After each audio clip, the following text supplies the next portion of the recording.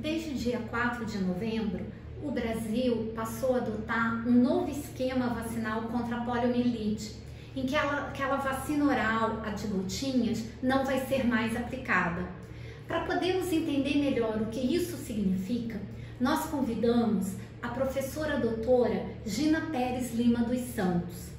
A doutora Gina é biomédica, tem mestrado e doutorado em vigilância sanitária pela Fiocruz e ela se dedicou ao estudo do diagnóstico molecular dos vírus associados à infecção no sistema nervoso e realizou esses estudos no laboratório de referência para o programa de erradicação da polio da Organização Mundial de Saúde. Então, inicialmente, queremos agradecer à doutora Gina, que hoje também é professora de virologia aqui na Universidade Federal Fluminense, pela disponibilidade do tempo em conversar conosco sobre esse importante tema. Imagina, Rita, eu que agradeço pelas visualizações que vão ter aí já de antemão, agradeço pelo convite. Para falar também, Tatiana, obrigada, para falar de um tema que me é tão querido, né, me é tão caro, que me acompanhou durante muitos anos da minha trajetória, desde a pós-graduação e é bem relevante hoje em dia. Essas novidades são novidades importantes, que fazem parte desse movimento de erradicação aí, que se Deus quiser e a cobertura vacinal colaborar, a gente vai chegar na erradicação da poliomielite. Sim, e o que significa para a população entender melhor essa mudança, né, do esquema vacinal? Significa que até agora nós tínhamos as crianças recebendo 3 doses de vacina injetável, que é a vacina inativada para a poliomielite, contra a poliomielite, e depois ela recebia reforços de uma vacina oral, que é de um outro tipo, vacina atenuada. Hoje em dia, essa vacina atenuada foi suspensa. Por motivos que daqui a pouco a gente vai detalhar melhor, ela foi substituída pela mesma vacina inativada também. Então agora as crianças só vão receber vacinas inativadas, intramusculares, e não mais a vacina do Zé Gotinha contra a poliomielite. Existem outras vacinas orais, né, atenuadas para outros vírus, que são dadas por gotinhas, mas a da poliomielite não vai mais existir no Programa Nacional de Imunizações. Isso é uma atualização seguindo o caminho que a OMS recomenda, que é qual? Quando a gente tem a circulação, na verdade, dos 3 vírus que existem, né? Os vírus da poliomielite são 3, poliovírus 1, 2 e 3. Os poliovírus 2 e 3 já estão erradicados, então essa é uma excelente notícia. O poliovírus 2 está erradicado desde 99 e o poliovírus 3 está erradicado desde 2012. Então a gente de fato não tem mais esses vírus selvagens como problemas. E o poliovírus 1 ainda é problema em 2 países que só de a gente ouvir o nome a gente já fica preocupado: Afeganistão e Paquistão. Então são países onde eles ainda são endêmicos, pouco menos do que antes, mas ainda circulam pela cobertura vacinal inadequada ainda. E a novidade dessa mudança é para não ter... Por que a gente não quer mais a vacina do Zé Gotinha, a vacina oral atenuada? Porque a gente não quer mais, nós que eu digo, né, o sistema de saúde, a OMS não recomenda mais, porque a gente agora não quer mais o vírus circulando, nem o vacinal, porque ele estava circulando, a vacina oral, ela proporciona uma simulação da infecção natural. Quando a gente recebe o vírus por via oral, ele faz todo o caminho que o vírus selvagem faria também. E nisso, a pessoa vai excretar esse vírus. Quando ela excreta, ela vai contaminar aquela população, aquele ambiente, e quem tiver contato com aquele ambiente vai manter contato com aquele vírus vacinal. É um vírus menos pior, menos preocupante que o vírus selvagem? Sim. Mas no momento de pré-erradicação, não é momento de ter mais vírus algum circulando. E esse vírus atenuado, aliás, o vírus vacinal, ele pode virar problema. Por que que ele pode virar problema? E isso já é problema quando a gente fala de alguns surtos de VDPVs. O que são os VDPVs? São os vírus derivados da vacina. São vírus vacinais que ficaram circulando por muito tempo, mais do que deveriam, e às vezes podem mutar. Se eles mutam para o que eles preferiam ser, que é o vírus original, revertendo a neurovirulência para um vírus novamente bem neurovirulento com risco de doença mais grave. É o que a gente não quer. E essa mutação, ela é algo muito imprevisível, porque eu tenho um indivíduo imunocomprometido. Se esse vírus, por estar circulando por aí, de alguém que recebeu a vacina, tá em vírus vacinal no ambiente, cai numa pessoa imunocomprometida, ele vai circular durante bastante tempo nesta pessoa. Ele vai se replicar nela, e no que ele se replica muito tempo nela, ele pode mutar. Então, numa só pessoa imunocomprometida, às vezes a gente tem descrição, relatos de vírus que ficaram ali se mantendo a replicação por meses e anos.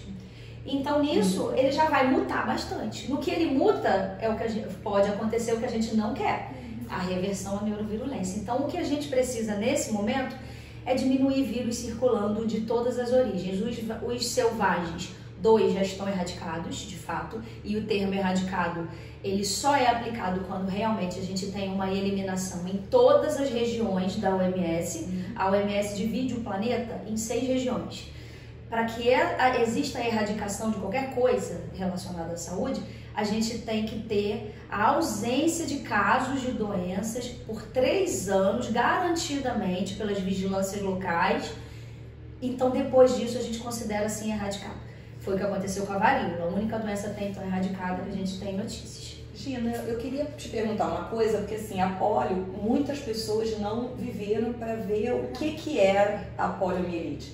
Isso aí. O que seriam os sinais clínicos relacionados à poliomielite? Eu vi uma imagem, que é uma imagem bem ruim, de um pulmão de aço, que é um aparelho que você utilizava em crianças com casos graves de polio.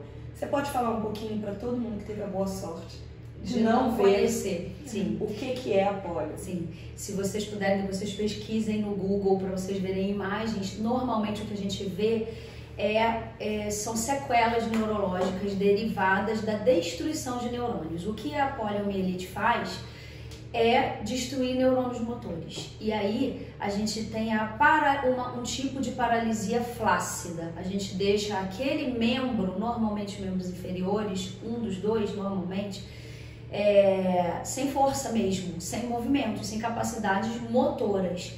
E aí a gente tem alguns tipos de paralisias flácidas. No caso, a poliomielite é um tipo de paralisia flácida aguda. Mas essa paralisia dos neurônios motores, essa destruição dos neurônios motores, normalmente é em membro inferior. Mas ela pode acometer os músculos respiratórios. E aí a gente tem comprometido a respiração da pessoa.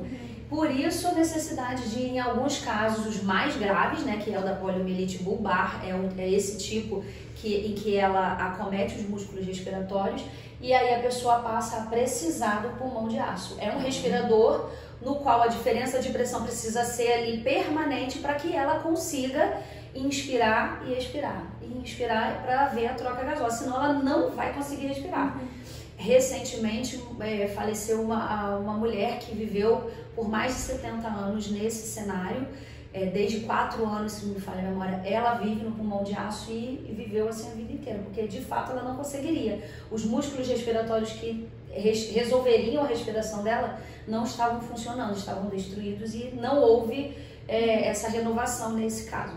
E aí é isso, a paralisia flácida, ela é uma infecção viral cujos sintomas iniciais são os mesmos da maioria dos vírus, né? Então aquela dor no corpo, febre e tal, e depois a gente começa a ter uma perda de força. Nesse momento da perda de força é que a gente começa a acender a luzinha para alguns diagnósticos um pouco mais específicos. E dependendo do grau, né, existe toda uma ficha epidemiológica com exames, inclusive, de eletromiografia, que vão garantir essa certeza de tal ou não havendo essa paralisia flácida, né, com aquela criança.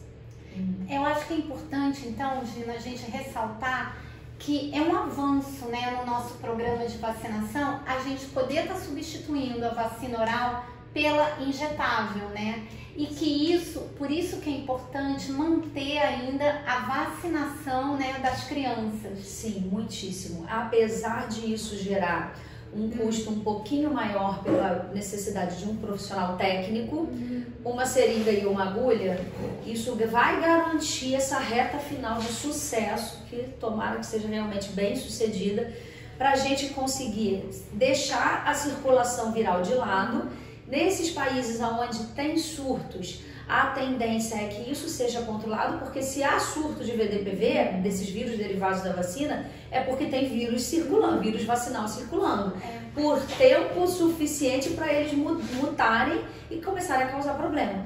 Então o que a gente quer é que não tenha mais isso. Se é assim, a gente não vai ter mais esses surtos nesses locais.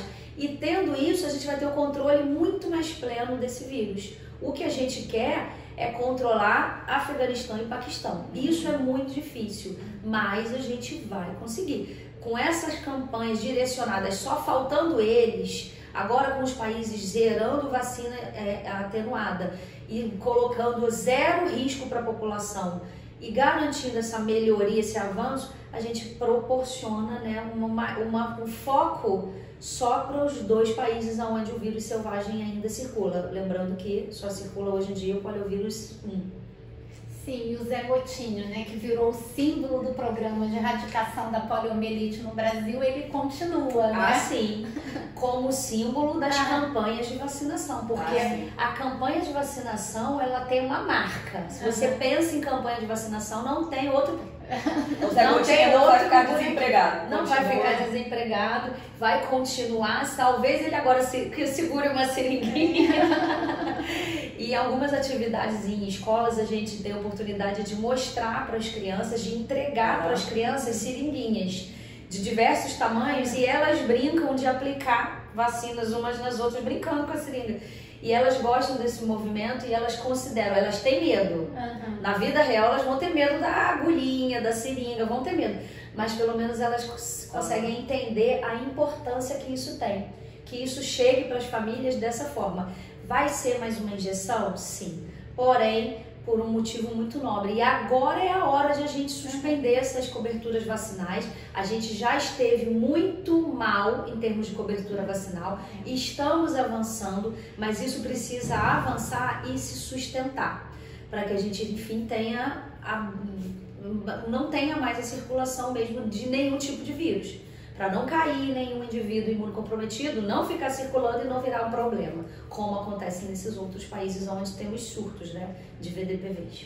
Pois é, porque o Brasil ele iniciou esse Programa Nacional de Imunização para Pólio em 80 e já em 89 nós já não tínhamos mais casos de poliomielite. O último caso foi nas crianças, na Paraíba, né? Mas foi uma época em que a gente conseguia atingir mais de 95% de cobertura vacinal, né? E o que está preocupando no momento é justamente essa queda da cobertura vacinal. Como as pessoas não veem mais a doença, né? Elas acham que não é importante, não entendem a necessidade de continuar vacinando. E isso não é só com a poliomielite. Diversas doenças as pessoas passam a questionar a necessidade de se vacinar, a marca da vacina. Sarampo também, né? Sarampo virou... sarampo é um exemplo clássico de tragédia, porque ele, primeiro, já foi a maior causa de mortalidade infantil.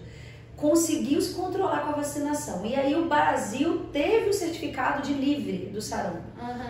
Isso foi em 2016. 2 anos depois a gente perdeu esse certificado e não só perdeu, como houve mortes. Não tem nada pior do que isso para uma doença cuja vacina está de graça no posto. Não é para isso acontecer. Então essa baixa cobertura vacinal, esse descrédito injustificado pela vacina é assim totalmente descabido e eu espero que agora as pessoas consigam voltar a ter essa certeza, que a gente não precise voltar a ver a doença acontecer para respeitar as formas de controle que já existem e que estão muito bem estabelecidas. E funcionam, garantidamente funcionam. Vacina é muito cara para ser produzida, para ser planejada, para ser desenvolvida. Então só existe essa pesquisa toda porque existe um público que vai ter necessidade disso. As doenças todas imunopreveníveis são potencialmente graves e fatais. E por quanto tempo a gente manteria, então, essa vacina injetável de pólio em uma situação de Brasil? Tem uma previsão? Nesse momento, a gente ainda não tem prazo nenhum. O que a gente tem é suspensão da dose oral, da vacina atenuada. No momento, no Brasil, a gente não tem caso algum, nem de vírus selvagem, nem de vírus derivado. Nesse momento, a gente não tem essa descrição. Se a gente se mantiver dessa forma, e se os países ao redor também, porque o vírus que circula aqui no Peru, vem para cá, no dia seguinte ele está aqui, né? Se a pessoa excretar ele aqui, ele vai estar por aqui. Se isso tudo colaborar, e os países em outras regiões da OMS também, a gente vai ter o controle desse vírus. Mantendo, zerando os vírus de origem derivada, os vírus derivados da vacina, mantendo sem surto algum deles, a gente só passa a ver o único problema, que são os vírus selvagens do tipo 1 que ainda circulam daqueles dois países, Paquistão e Afeganistão. Sendo assim, todos os focos vão se direcionar para isso. Provavelmente vai haver uma coisa mais maciça para tentar bloquear a circulação desses vírus lá. E aí, no momento, e só então, no momento em que a gente não tiver mais a circulação desse vírus, a gente vai poder suspender a vacina. Primeiro, a gente vai precisar esperar 3 anos para ter certeza de que o vírus está de fato erradicado. E aí o mundo vai receber a declaração de o certificado de erradicação da poliomielite. Sendo assim, a OMS vai esperar 3 anos para, dependendo se isso se repetir, né, como se foi no mesmo protocolo que foi com a varíola, 3 anos depois a gente tem a suspensão da vacina. Eu, por exemplo, nasci em dezembro de 1980, já não recebi a vacina da varíola, porque só acho que foi janeiro de 80 que ela foi finalizada. Ninguém mais recebeu a vacina a partir de então. E eu tenho uma dúvida, a gente tem essa questão, a gente até teve um podcast, para quem não assistiu, fica a sugestão, sobre a circulação de vírus em pessoas refugiadas e sobre vulnerabilidade com a doutora Bárbara. Tem alguma previsão de proteção, de entrada para pessoas, alguma orientação para pessoas que venham em alguma situação desses 2 países onde o vírus ainda circula? Não, nenhuma. Aqui no Brasil, quem quiser receber vacina vai receber. Só isso que a gente tem para dizer. A gente pode oferecer vacina, mas as pessoas não têm nenhuma obrigatoriedade de receber vindo de lá. É possível que no momento em que as coisas fiquem mais, o cerco se feche, nesse momento é possível que a gente passe a exigir, e outros países também. E aí a gente vai ter que ter essa garantia. Nós, por exemplo, não vamos mais receber vacina por da polio, porque provavelmente já fomos vacinados, já estamos com o esquema completo. Então, mas as outras pessoas, pode ser que se crie uma campanha de bloqueio, por exemplo, e aí nesse caso todo mundo que for chamado, né, para o público elegível, vai precisar vacinar novamente. Com mais um reforço pelo menos, não sei como vai ser a estratégia, mas coisas assim acontecem. Acontecem campanhas de bloqueio para tentar restringir a circulação de um vírus que chegou indevidamente ou, né, indesejadamente, sempre, né, chegou indesejadamente. Não é, o que a doutora Bárbara até falou nesse podcast é que, uma vez acolhidos, eles realmente recebem o suporte e que aceitam. Então, eles querem muito colaborar. Educação e saúde, sim. Sim, eles querem muito colaborar, eles já estão muito gratos por terem sido acolhidos, então não tem motivo. Primeiro que não tem motivo para não colaborar. Segundo que é pro próprio bem deles mesmo, né? E eles, ainda bem, são muito receptivos. Que bom, né? Que é menos uma dificuldade nessas vulnerabilidades. E temos que acabar com as guerras, né? Porque voltou a ter casos de poliomielite em Gaza, né? Porque eles não tiveram acesso à vacina. E aí a gente vê a importância dessa manutenção sustentada das altas coberturas vacinais. Não tem jeito. O vírus circula, o vírus não está erradicado. Então, se a gente tem pessoas suscetíveis cujos pais escolheram não dar vacina, a gente vai ter caso, infelizmente. Ou os pais não conseguiram dar vacina num contexto de guerra como esse, a gente vai ter caso. Isso é inevitável. E não é só a poliomielite, infelizmente. E Gina, pra gente finalizar, você gostaria de fazer uma última colocação? Eu vou ser repetitiva. Eu vou primeiro agradecer e segundo lembrar a todos da importância de avisar a quem vocês conhecerem sobre as vacinas. Então, assim, todas elas são importantes. Há vacinas para crianças, para adultos, para idosos, para públicos específicos, profissionais de saúde, profissionais da construção civil. É importante que todos estejam com todas elas em dia. Quase todas estão gratuitas no posto, então tem tudo para dar certo, tem tudo para a gente conseguir controlar várias doenças. Existem milhares de doenças para as quais a gente não tem formas de prevenção através da vacinação. Para essas que tem, a gente vai escolher não se vacinar? Pensem muito nisso, pensem na saúde de vocês, em quem vocês estão escolhendo deixar de vacinar. E assim, para os profissionais de saúde que estão nos ouvindo, fica a obrigação de vocês, enquanto educadores em saúde, todo profissional de saúde é também um educador de saúde, de fazer isso reverberar, fazer isso se difundir da melhor forma possível. Com informação verdadeira, não há contra a informação verdadeira, não há argumentos, não há reclamações, não tem mimimi, tem que vacinar. Então, assim, se a gente for buscar gráficos, a gente tem um monte de doença cuja cobertura vacinal subindo, a prevalência começa a cair. Não há argumento contra isso. Então, ao longo das décadas, a gente vê esse sucesso acontecendo. Não vamos deixar, por motivos quaisquer que sejam, isso acabar, isso diminuir ou isso piorar. Não vamos deixar isso acontecer. Vamos juntos. Todos os profissionais de saúde têm essa função social. Em nome da equipe, né, do Virufo na Web, quero mais uma vez agradecer a professora Gina, né, por ter esclarecido então pra gente a importância desse próximo passo na erradicação da polio. Obrigada novamente. Obrigada, Gina. Sabia que ia ser. Que bom. Legal.